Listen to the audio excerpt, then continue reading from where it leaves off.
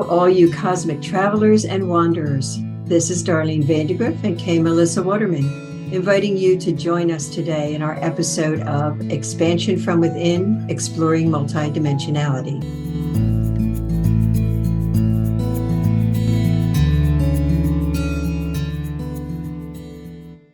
Hi, everyone.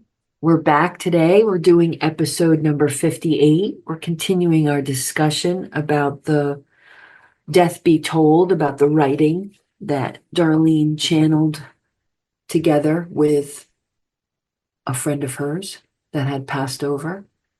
And I think today we're going to take it apart and think about what all the meaning is that's going on, right? Sorry. Yeah, that sounds good. All right, so I'll read it and then we'll talk about it and see what we think about it. Death Be Told. Top down, electric blue convertible, the wind blowing in your hair and the warm sun on your face. Life is good. White billowing clouds drift overhead as dots of brilliant blue burst in and out of view. Green meadows, fields of daisies, and wildflowers gently bend in the breeze. There are a few occasional bumps in the winding road behind and ahead, perhaps caused by unawareness or distraction. Either way, you take it in stride and keep going. Worn out roads and potholes from long, harsh winters, sometimes lasting for years. Dodging them and other creatures that seem lost, dashing across your path or lingering too long, wide-eyed, frightened of what was coming, seemingly frozen in time. They wait for the inevitable impact that you do your best to avoid. The radio blasting tunes of past times, good times, all drifting in your mind and never forgotten. Friends, family, loved ones, all those you have shared your life with, and all that life offers, flint in and out of range. You sing joyously with the song, smiling at your accomplishments, all your wins, while letting go of the occasional losses that carved who you are. You glance at the dashboard, alarmed that the red light for the gas is on, meaning you have 10 miles left before empty.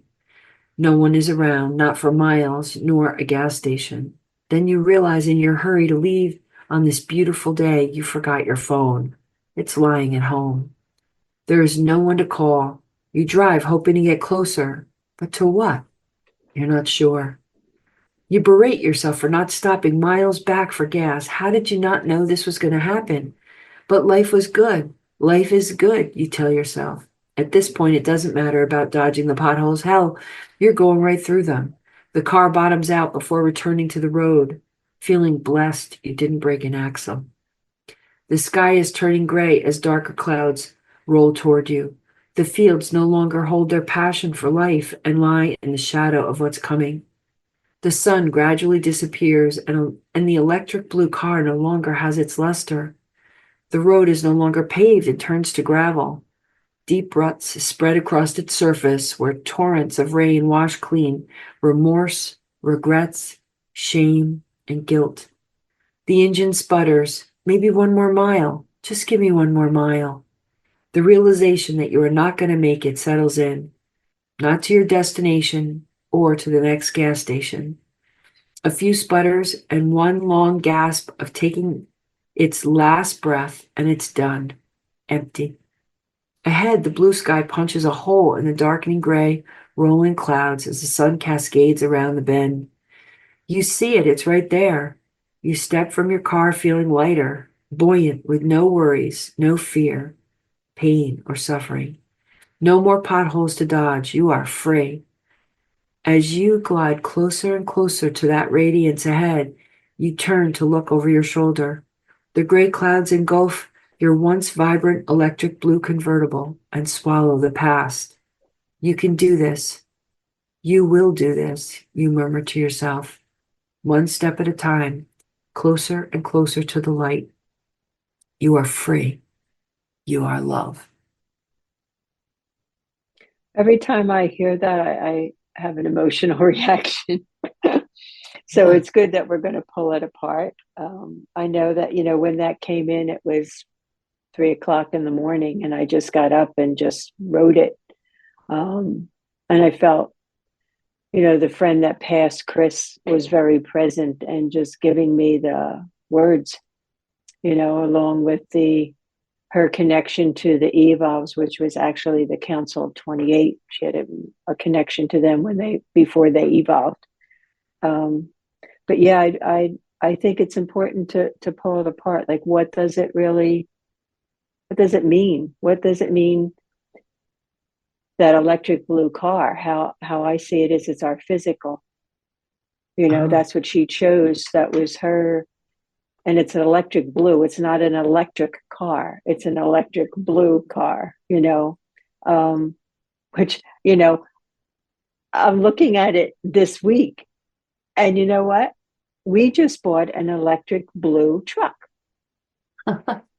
It didn't dawn on me that it had anything to do that, but that's Paul's truck, because his transmission went this week.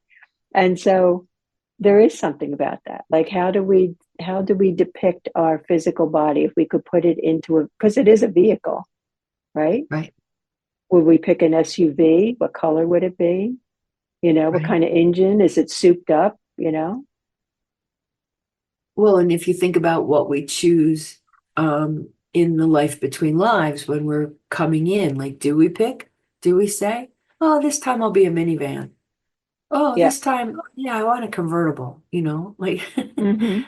I'm going to be a convertible in this life, because it's a beautiful metaphor for sure. But I think Mm-hmm. we do get to choose to some degree. I mean, I know, free will impacts how well we take care of that vehicle, but it seems like a choice. It So, does, it's the vehicle that we're coming into. Would we, what would it look like? What would it be like? What is the constitution of it? Because kids that come in, and we've talked about this in other time, in other episodes, is, do you choose to come in with handicap? right. So you pick a Volkswagen that doesn't have an engine, or like, what is it? It's a way to work with your physical body too. Like, I see it as not just this death statement that is being brought out, but how do we look at our bodies as they are, and do Right. you improve them? Right. Yeah. And some need repair immediately, and some don't need repair for quite some time, but we all end up needing repair at some point or another, Yes. small or Right. large, Yeah. Yeah. I love the first paragraph, wind blowing in your hair, the warm sun on your face. It just feels like, oh, this is your 20s. This is your 20s, right? Like, this is the Yeah, you're out of the house. This is not childhood stuff. This is, right. life is good. Like, I can make choices, and the universe, this world is supporting that with fields and billowing clouds. And it's when we feel the most empowered, I think, for the most part, of claiming our life, of whatever we are choosing: career, family, no family, all of that. Yeah, that first paragraph just feels like we haven't figured out that the potholes are coming, like, that we're going to manage them, right? Like, Right. whereas, the next bit, occasional bumps, winding road, it's maybe we're distracted or unaware, we're just going. Then there's worn out roads and potholes and long, harsh winters. It seems more like the 40s and 50s, like, oh, okay, now we're living life, and we're not so enamored that we miss the pothole, that we don't even notice them when we're in our 20s, right? We just keep going. We're sort of invincible, and nothing can stop us, and it's all fine. It'll be no problem. And then later on in life, those harsh winters start to get a little bit lingering too long. That some of these words are more, in my opinion, more conducive of my later years than my early ones. Yeah, your middle years, where we're a little wiser, a little slowed down, maybe, not so driven, more Right. aware and awake. Right. But in the second paragraph, they wait for the inevitable impact that you do your best to avoid, right? The Yeah, things in the road. Like, so, these things that cross our path that sit like a deer in headlights in front of us, whether we try to figure out how to avoid them, that definitely feels like my 40s. There's people are starting to get ill around me. People in my life are passing. My parents are getting older. Like when I'm in my 40s, it's like a reality check. yeah, Uh, like, oh, I've got to make the most of this. This isn't just a free ride where nothing's touching me anymore. yeah. Late 40s, around 50, it's like when I turned 50, it was, this is half my life or less or more rather, Right. this is, and what am I going to do with it? Like I thought a lot at 50 that I'd be doing what I'm doing now, but that wasn't the case. I was still raising kids. I was still trying to get my head wrapped around what this was that I was doing, caretaking my mother at that point. It was all about being spread really, really thin, and wondering why I wasn't where I thought I should be at 50, Right. Yeah, and you know? the same. Like, oh, what the heck just happened? How did I get to be 50 already? And there's Yeah, so much I thought I was gonna do, or something was gonna be different that wasn't different, you know. Yeah, yeah. yeah. So again, radio blasting tunes of past times, good times, all drifting in your mind, never forgotten. This is a life review, right? Friends, Yeah. family, loved ones, all of you, all those you have shared your life with. Um, you're just singing your song, so you're just thinking about it. But I think that's what we all do. We all review our life from time to time. Sometimes we do it regularly, and sometimes we wait until we're really in our 60s or 70s. And we still like that is the thing with that radio blasting. It's, in my 50s, it was like 2000 and something, right? Was I listening to the music of that? No. I wanted to go back and remember when I was in my 20s. I want to, Right. I like the 80s music. I like the early 90s music, even the 70s was, like, yeah, I want to listen to that. I want to reminisce what was, not in a negative way, but in an enlivening way. Right. Right. Well, and there's something about holding on to it a little, like Yeah. enjoying. I was listening to this wonderful piece of information about people who are early onset Alzheimer's Right. or having dementia, having headphones around their head and just having a little, their MP3 player of whatever, their phone, playing music of their childhood, of their young years. Their most favorite for me, it would have been 70s music, right? Because I was a teenager in the 70s. And that they can remember. And then they remember where the bathroom is, or they remember to take their medicine because they're listening to that music that ties them to that really yummy time in life. So, Yeah, that was a documentary. I don't remember what it was, but if anybody can look it up, it was really important. yeah, Um, yeah, that was out like what, 20 years ago, 15, 20 years ago, maybe more. 20 years ago, I would say was when it Yeah, first happened. I listened to it again because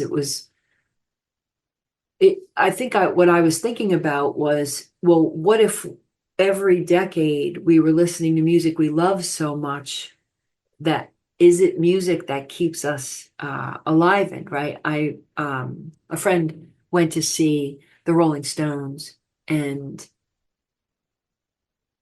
the lead singer, Mick Jagger, is 83 years old, and he is still running around yeah, and being a crazy man. And it looks a whole lot from a distance like the same guy that was doing that in his 20s. And I happened to see Judy Collins recently, and for Pete's sake, she's 85, and although her range is not great, as far as her voice goes. She's very fit and very together and thinking. And I wonder if it isn't, she's living, literally playing the music that we're talking about over and over again. She's been touring consistently her entire life. How bizarre. And so maybe there's something about that that I could learn from. Like, how do I stay alive and not give in to, 65? Like, who cares? Like, just Right. keep going, just keep living, just keep being happy and doing the thing you love. And maybe that's very helpful. It's a mental attitude, like if I listen to, and I love music and I hardly ever play it. Paul and I have different things that we'd like to listen to. But if I listen to anything back in that time period, country, western, or anything like that, I want to get up and dance because I was a dancer. I would go out clubbing all the time, because I enjoyed the dancing, and it brings it up for me. It's like I don't feel this age anymore. I feel 25, and Right.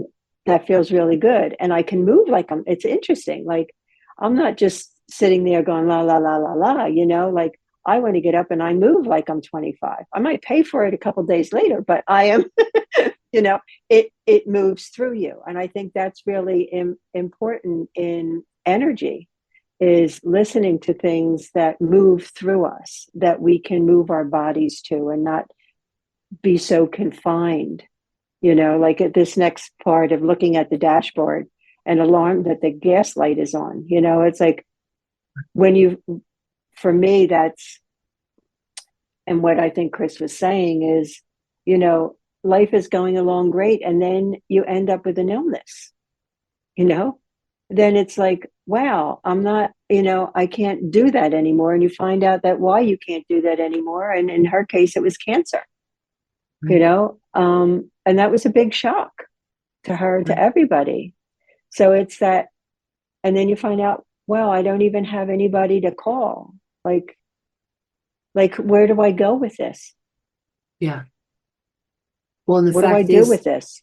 even if we surround ourselves with family, we die alone. Like we're Yeah. the ones when we get, I mean, some of us don't end up knowing we have cancer or that but at some point we know as we age that the gas tank is getting empty. Like it's a perfect metaphor. Like it's not, we're not eternally in this body. We're just eternal, period. So this body's gonna have to go. And Yeah. so that reckoning is, I think in our culture, especially, it's a big surprise. We just avoid death and we don't talk about it. Maybe we talk a little bit more about it than we used to, but there are cultures who sit around and talk about it, right? We talked Yeah. about that last time, that have it as a part of just what's going to happen. It's just natural and normal and reasonable. And we need that.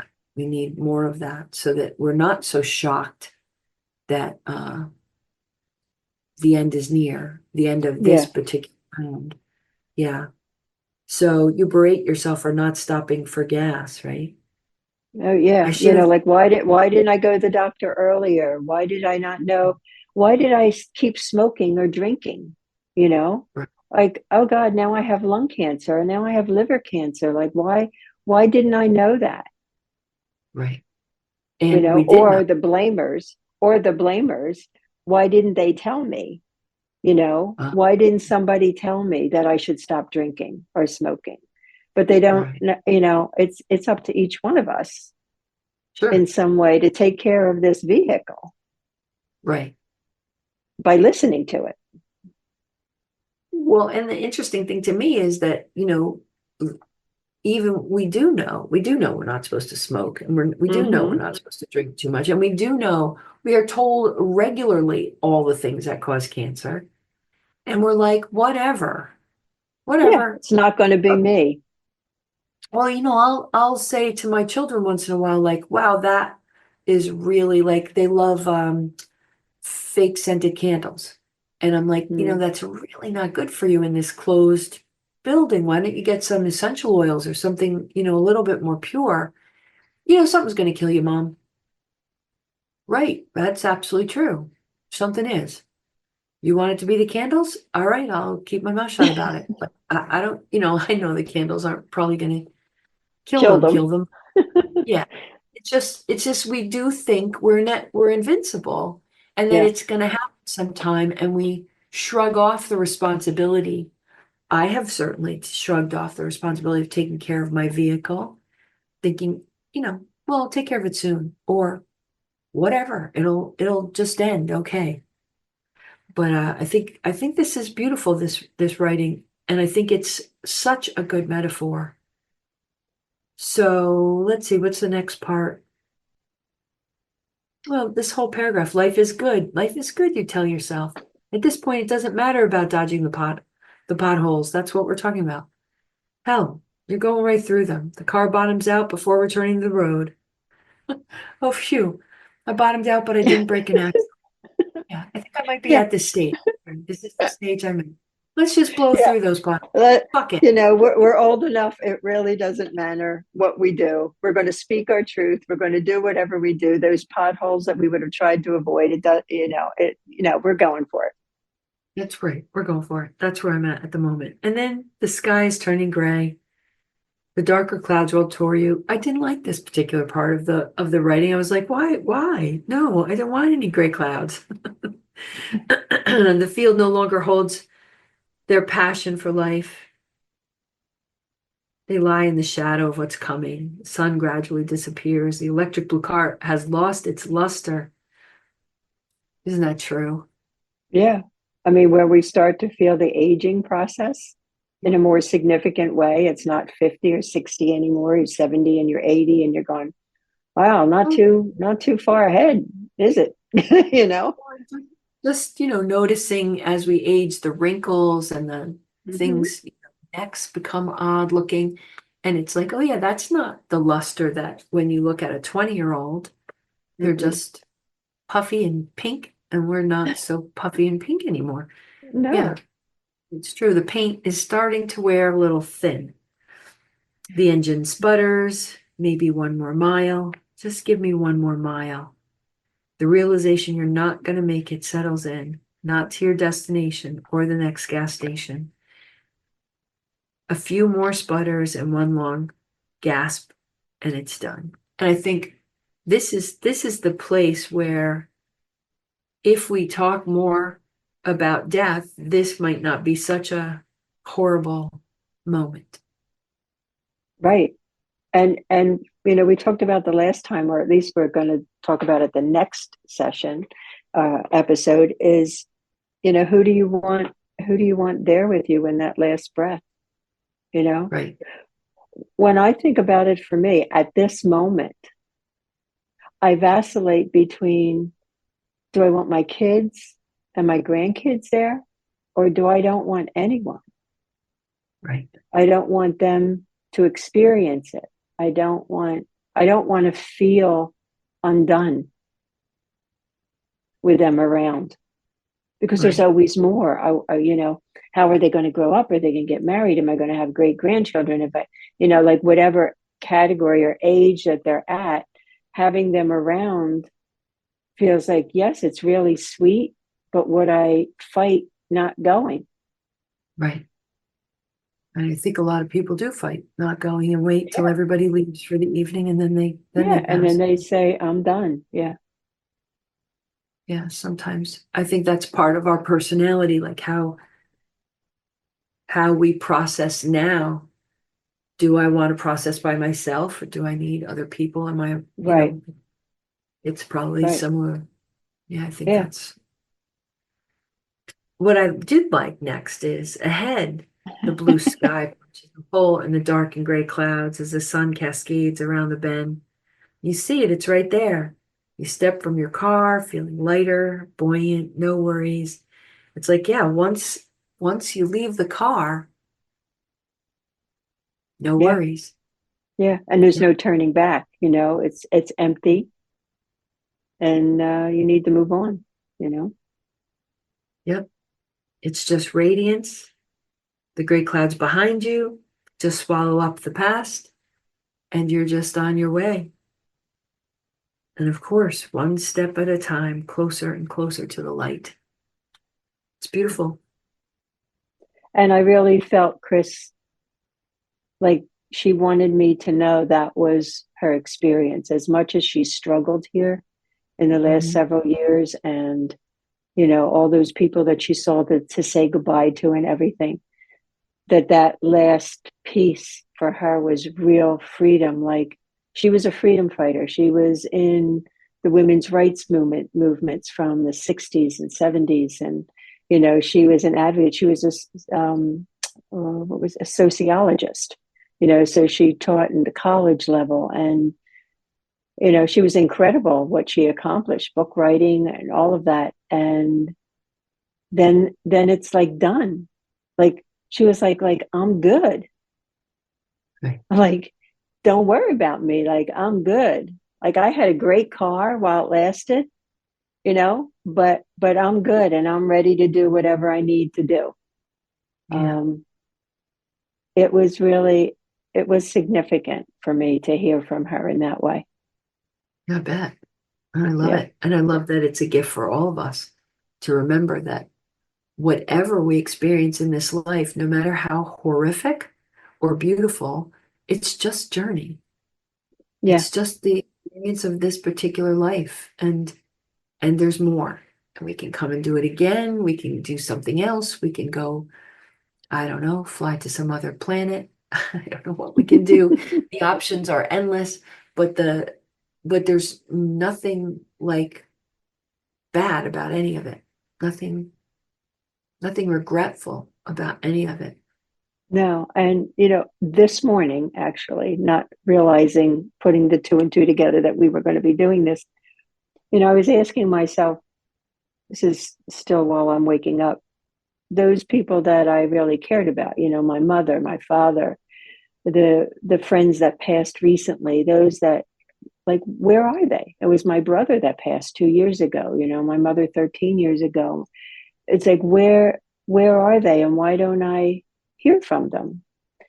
And the thought came in, well, not necessarily it's not about them needing to stay connected to hear.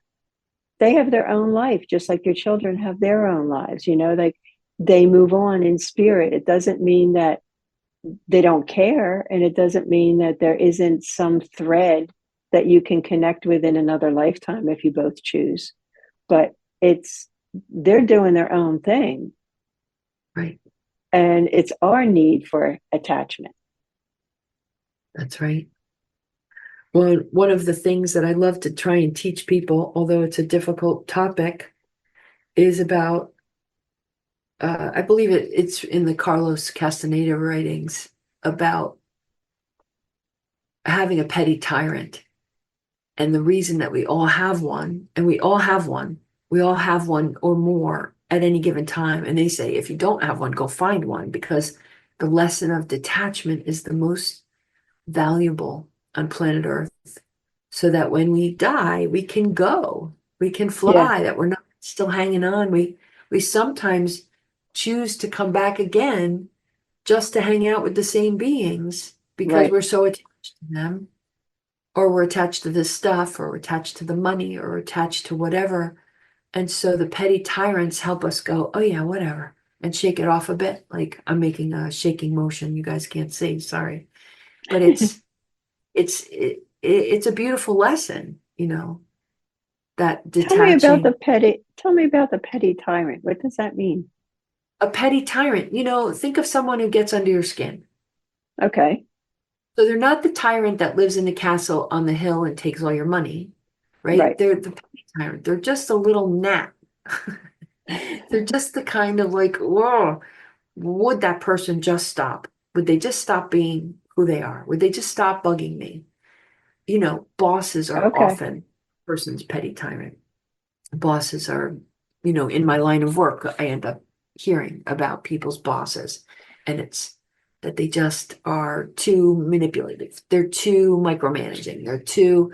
And often there's a thing to reflect about oneself, a transference, a projection piece, a transference piece. A person's like my mother, but maybe your mother was a petty tyrant. Maybe Maybe your sister was a petty tyrant. Like, it's whoever bugs you and rubs you, that you could use that moment to go, okay, whew, I'm not gonna attach to that. I have to fix them, that I have to change them, that I have to change me. I'm just gonna let them be them, and I'm gonna be me. And if their hair's on fire, I'm gonna go, wow, that's rough on them that their hair's on fire. I don't have to fix it. I don't have to run in and put their hair out. I don't have to. I can just send them love and be compassionate about it. It's not angry. It's not, oh, get away from me. It's just, okay, you're having your own journey. It's an acceptance, and the petty tyrant brings that lesson. Okay. Yeah, to learn how to do that. To learn how to detach. Most of us, just like to complain about our petty tyrants. We don't figure out how to detach, right? Yeah, that's true. It gives us something to focus on, I guess, doesn't it? Right. It gives us something to blame, so we don't have to look at ourselves and what might be being reflected about ourselves. Like, there's lots of ways to avoid the lesson of the petty tyrant. I think it's a beautiful thing. I've held on to it and tried to teach it to lots of people. Well, good. It's the first time I heard of it, so thank you. Oh, sure. My pleasure. So I think that's all we have today for this. Yes. Did we feel like we processed it enough? I do. And so we're going to do one more episode where we'll talk about some other things around death, which will conclude the death topic, the Death Be Told title. So are we ready for some announcements? Yes. All right. So this episode is connected to the teachings presented in the July Live Cosmic Travelers event, July 2024. The materials given during the meditation at that event will assist in exploring this topic. And you can order a recording of that event at soulunion.com through Darlene. You can contact her at that same website, soulunion.com. You can contact me at livingwellbeing.net.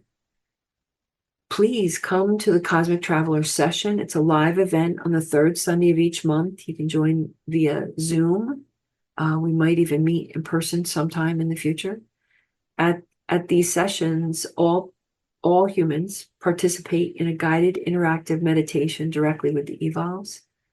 You can contact Darlene at soulunion.com for payment instructions and for the link to attend. Cosmic Travelers has a Facebook page. Please search for it in groups on Facebook. Submit your questions to soulunion.com. And we're both on YouTube and Spotify. So that's where you'll find us. Yes, you will. And because we're here a lot, often, all the time. So remember, you know more than you know, and we'll catch you on the flip side.